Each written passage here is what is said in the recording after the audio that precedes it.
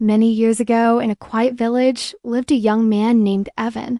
His days were filled with struggle. He'd wake up early, walk around searching for work, earn a few coins, return home tired, eat a plain meal, and fall asleep hoping tomorrow might be better. One evening, after an exhausting day of rejection, Evan was walking home with his head down. Suddenly, a shaky voice called out behind him, "Hey, young man, could you help me carry something?"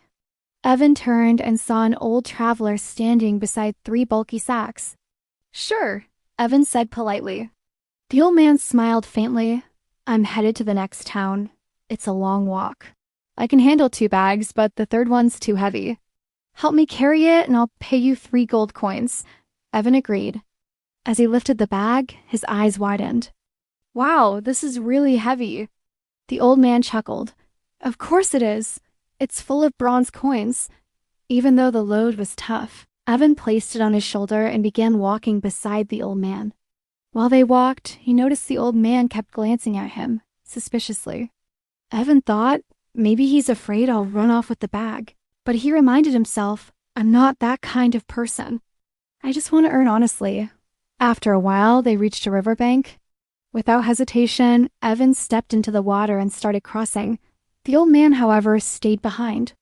"I'm too weak to cross with these bags," he said. "Could you please carry one more? I'll pay you 3 more gold coins." Evan nodded. But as he stretched his hand out, the old man said, "Promise me you won't run away." "That bag has silver coins." Evan frowned. "Do I look like a thief to you?" "Don't worry." He grabbed the second bag and crossed the river safely. Even the glimmer of silver couldn't shake his honesty. Soon they arrived at a steep hill. Evan began climbing, but the old man stood at the bottom again. "What happened?" Evan shouted.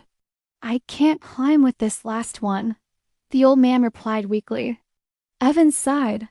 "Fine, give it to me. I'll carry it too." The old man hesitated. "This one has gold coins. If you run away, I won't be able to catch you." Evan's patience thinned.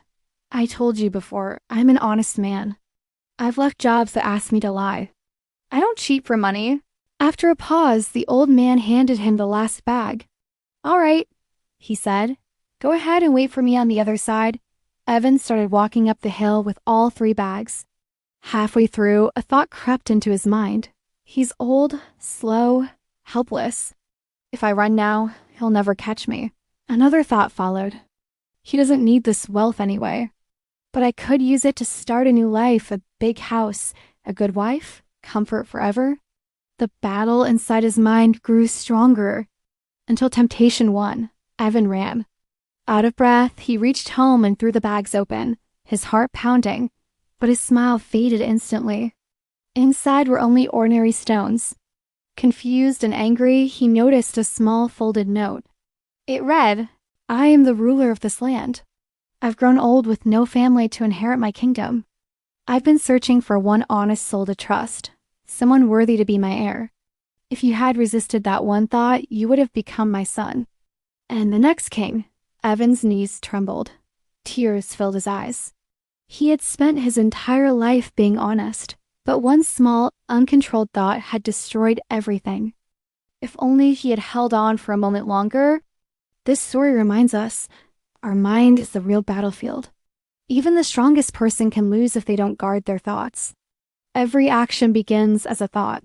Thoughts turn into words. Words into actions. Actions into habits.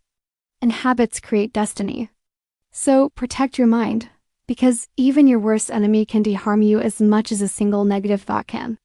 Nurture your thoughts like seeds of peace, patience, and truth, and watch them bloom into a life of real success. If you believe this story can inspire others, please like, share, and subscribe to our channel.